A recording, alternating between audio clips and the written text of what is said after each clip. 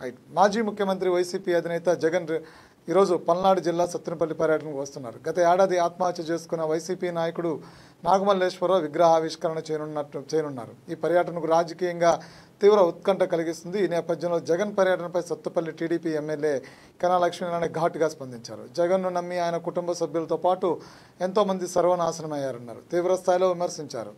గుంటూరు జిల్లా సత్తెనపల్లి మున్సిపాలిటీకి చెందిన 4 వైసీపీ కౌన్సిలర్లు నేడు టీడీపీలో చేరారు. జగన్ పల్నాడు జిల్లా పర్యటన కేవలం ఒకరోజు ముందు వైసీపీకి చెందిన కౌన్సిలర్లు పెద్ద సంఖ్యలో టీడీపీలో చేరడం రాజకీయంగా ప్రాధాన్యతను సంతరించుకుంది. ఈ సందర్భంగా ఏర్పాటు చేసిన కార్యక్రమంలో కన్నా మాట్లాడుతూ ఈ వ్యాఖ్యలు చేశారు. జగన్ ఇచ్చిన తప్పుడు సర్వే రిపోర్టుల కారణంగానే నాగమల్లేశ్వరరావు ఎన్నికల బెట్టింగ్లో ఏకంగా 10 కోట్లు నష్టపోయారు. అప్పులు ఇచ్చిన వారి నుంచి తీవ్ర అవమానాలు ఎదురవడంతో తట్టుకోలేక ఆయన 2024 జూన్ 9వ తేదీన ఆత్మహత్య చేసుకున్నారని, అలాంటి వ్యక్తి విగ్రహాన్ని ఆవిష్కరించడానికి ఇప్పుడు జగన్ రావడం సిగ్గుసేటని కన్నా మండిపడ్డారు.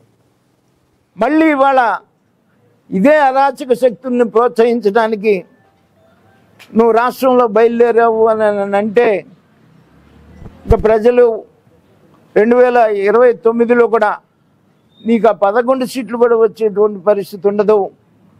ఇవాళ నిన్నటిదాకా చెప్పారు తల్లికి వందనం ఇవ్వట్లేదని.